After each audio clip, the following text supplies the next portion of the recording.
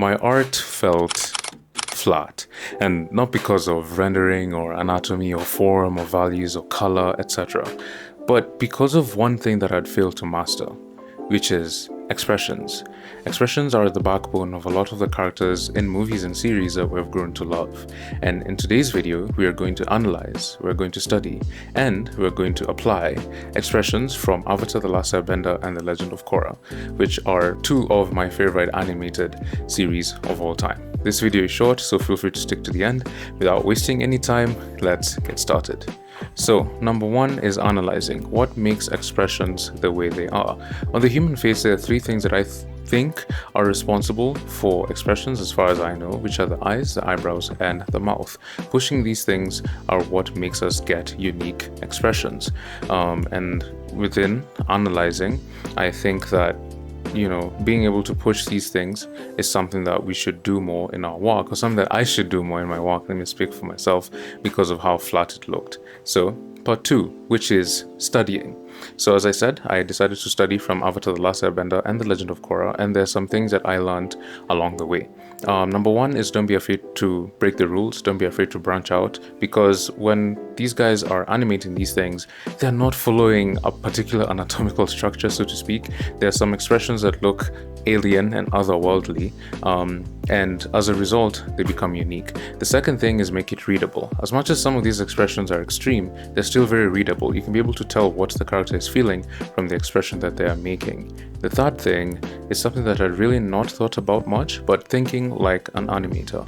When I look at animators like Glenn Keane and Aaron Blaise, two of my favorite animators of all time, and even character designers, for example, the way that they design characters, the way that they draw, and the way that they animate makes their characters feel alive. So when you think like an animator, you have to think with motion, like capturing a moment. That's why they say when you pause your favorite cartoon or movie or show, you get a very weird part of an animation, and that's thinking like an animator, being able to freeze the moment as it is, and that makes it unique.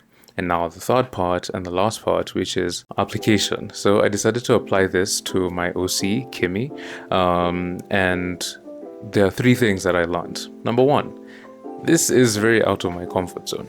And that's okay, because when trying to make a change within your art, you have to be willing to step out from the familiar into the unfamiliar, into the unknown, for the best results possible. The second thing is that you learn a lot about your character. What kind of expressions fit your character, what kind of expressions don't fit your character.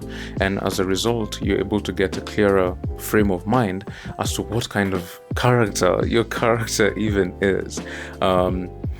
And then the third thing is the end result of it all is your character feels more alive. If I compare the drawings that I've done today with the drawings of Kimmy from, even just last week, there's a huge difference just based off that one thing, which is expression. As much as some of my previous pieces have good anatomy, good rendering, good form, they lacked expressions. They were plain, in my opinion, and I felt like that was the one thing that was missing.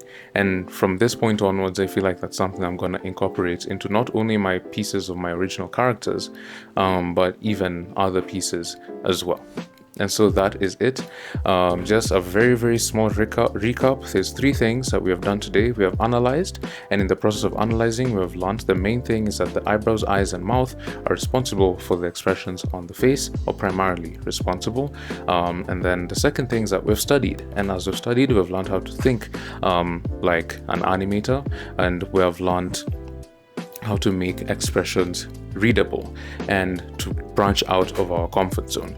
And then the third part, where we applied, we were able to learn more about our character and ourselves as an artist, get comfortable with getting out of our comfort zone while having fun, because this was very fun for me to do, at least the drawing part. And then we're able to make our character feel more alive. So my challenge to you is to use this exact same three-step process in everything you do. It's something that I've been doing for the last few months, which is analyzing, studying, and applying. And the last part is especially important because most artists get stuck in the first two. You analyze and you're good at analyzing and you're good at studying, but we fall short at applying the knowledge we have onto our own pieces of work. And I plan to continue to do the same with the things that I'm learning, whether it's animation or rendering or form, perspective, character design, etc. And I hope you do too. So thank you for watching this video. If you want a video on how to animate your fast bouncing ball or make your first animation in under 15 minutes, feel free to check out the video that will pop up on the screen in a second. All links of mine to all my socials are down below. If you want the longer videos of my time lapses, I will put them on my Patreon for free. Thank you so much for watching this video. Really appreciate it, and I hope that you stuck till the end. Comment what you think and any suggestions for future videos and topics, as well as future drawings. I also like taking drawing suggestions, and apart from that, I don't think I have anything much else to say. I will not take any more of your time. Thank you so much, and I'll see you in the next one. Take care and goodbye.